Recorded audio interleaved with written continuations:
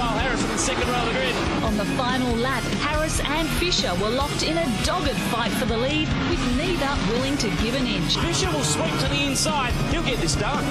Fisher's in the mirror. He knows Harris is coming. He needs to cover the inside, and he's on it. He's done exactly what he needs to do, and he's done what Harris knew he'd do. He will bring it off the final turn. Andrew Fisher on debut with the FG. Andrew, what a way to start the season. Still going fast. We're right on board the DVA car, and nice to see he's brought the coffee as well. All right, Andrew, I've got a few questions I want to ask, but I just told the crowd here the first thing I wanted to ask you is why would anyone racing around a V8 supercar or a ute have a Gloria Jean's coffee by their side? Well, yeah, look, great question. You know, I'm a marketer by trade in terms of my business and that sort of stuff. And so Gloria Jean's was a great sponsor of ours for 3 years. And so we're always looking for ways to actually, I guess, bring, you know, further attention to our sponsors and that sort of stuff. So one day I thought, what a great idea, put a coffee cup in the car. You know, it was fantastic. Commentators absolutely loved it. They were sort of talking about it each time we'd go out on the racetrack. They'd be chatting about the fact we had a coffee cup in the car and that sort of stuff. Didn't actually have coffee in it, I've got to be honest. Had water coming through it. We actually had a tube coming through it with water coming out of it the other side and that sort of stuff. But yeah, that's part of what we do with the Jesus Racing team. Anyone that saw us racing at Bathurst on the TV last weekend, yeah, they actually had a camera underneath the bottom of our car on the suspension. And even though the car was underneath the car, we still had the Jesus branding and the Jesus sponsor and Passion, Purpose, Life, which is the motto that we race under, was actually underneath the car. And so, yeah, even though they had the suspension going, they still had our footage. You still knew which car it was and that sort of stuff. And so, yeah, once again, that's just about making sure, you know, if they're going to put our car on TV, we want to be promoting what we do in terms of our sponsors and supporters for our program. The ute is a production car, so it's basically what you get off the showroom floor. So the ute you see over there, the race car, it's pretty much, we now race with a 5-litre quad cam V8. It's out of the Mustang out of America. It's a pretty cool car, pretty cool engine, that sort of stuff. But going down Cod Rod Straight, the fastest we get up to in a V8 ute is about 250 kilometres an hour, okay? So, but yeah, the thing about racing cars, it's not how fast you go in a straight line, right? That's drag racing or whatever the case is, but we actually turn corners and that sort of stuff. And so, yeah, we get down to the bottom of Conrod Straight and there's this fantastic corner down there called the Chase. It's a right-hander, and instead of, when you get down the bottom of the Chase, instead of coming off the throttle, instead of applying the brake pedal, the idea of the Chase is you actually stay there flat through the floor at 250 kilometres an hour in a ute. Now, in a ute, a lot of people think we weigh the back of the utes down, right? There's no weight in the back of the ute. It's just as it comes off the showroom floor, that's what we run with. So as you can imagine, they get pretty light as they go through the face of the corner. And then with the ute series, the wonderful thing about the ute series is we then also have this thing called the reverse grid race, okay? So what happens, a reverse grid race means the top 16 get reversed pretty much, right? So if you come first in the next race, race 2, you get to start 16th. Right, we're not quite sure who came up with the idea, right? We're still sort of trying to find that person. We've got the feeling it might have been a panel beater.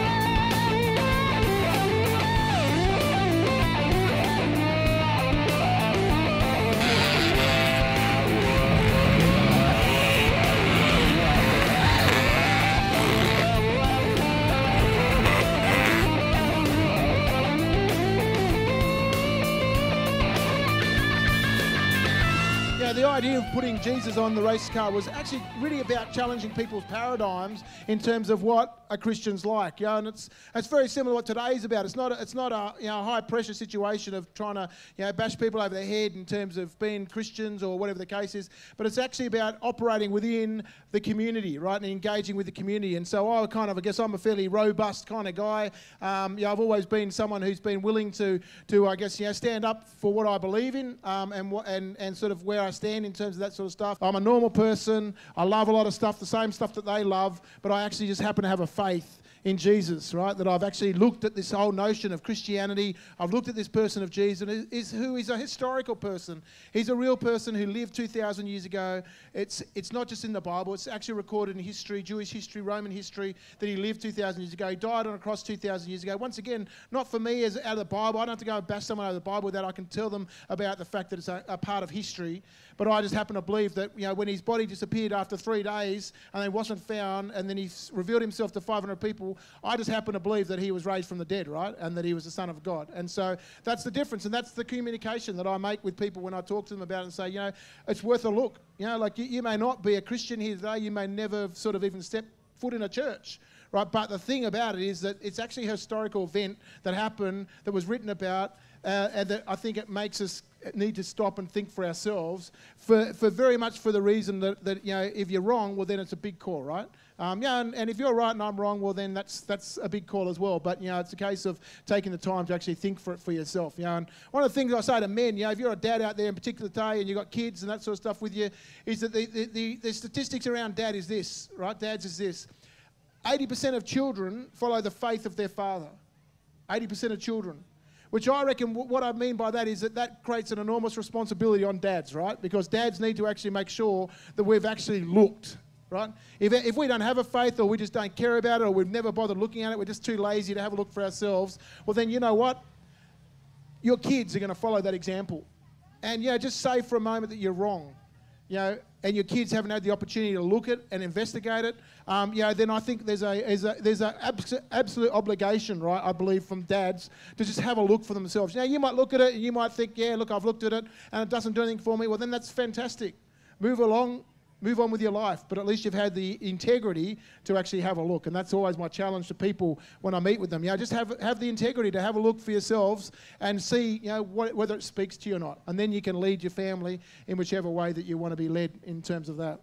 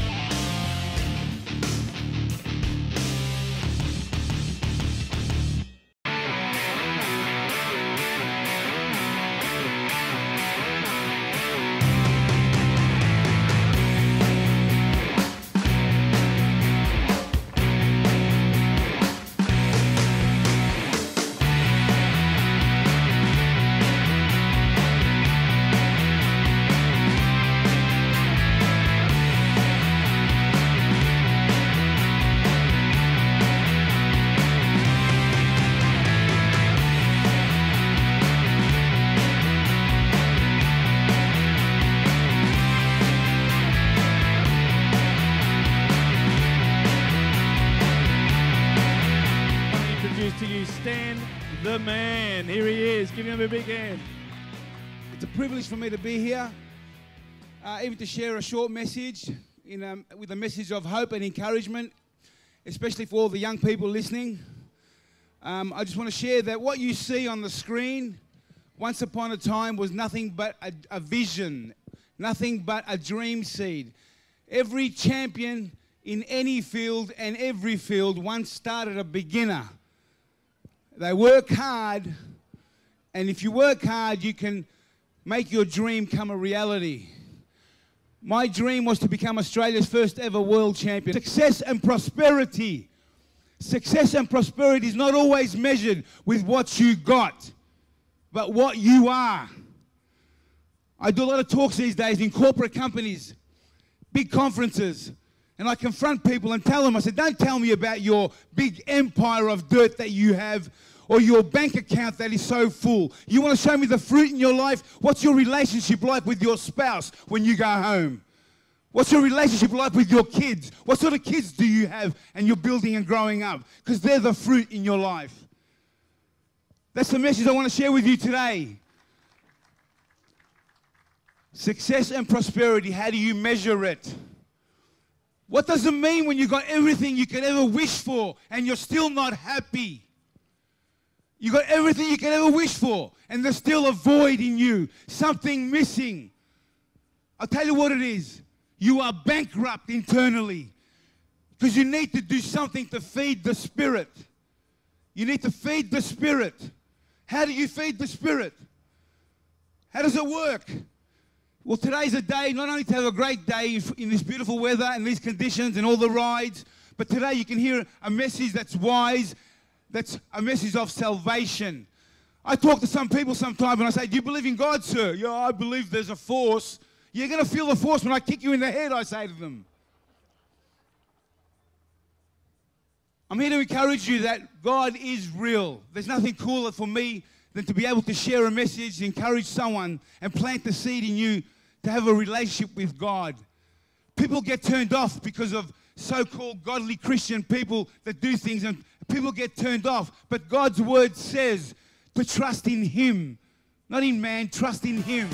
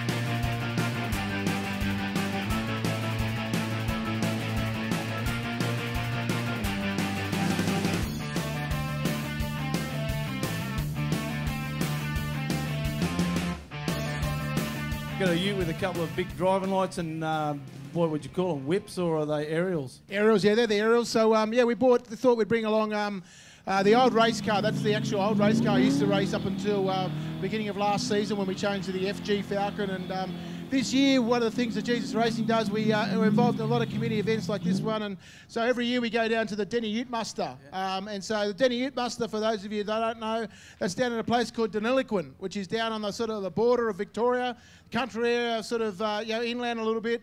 And they have 10,000 utes that come to the Denny Ute Muster.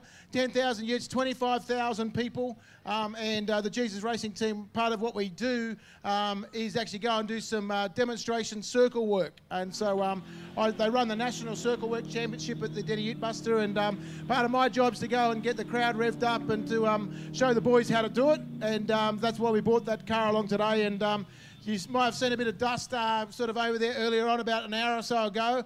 I was actually over there doing a bit of circle work and sort of showing everyone what it's like to sort of get the donuts going, the big broadside slide around 360, figure eights, that sort of stuff. You know, the thing about the Jesus Racing team, what we've been able to do is we've been able to really engage with the community, the racing community. So, you know, we're a very well-known race team. The guys are well-known. They're well-respected for being particularly good at what they do, right? That was one of the important things when we started the team. You know, the perception of Christians would be we'd be running around the back of the field.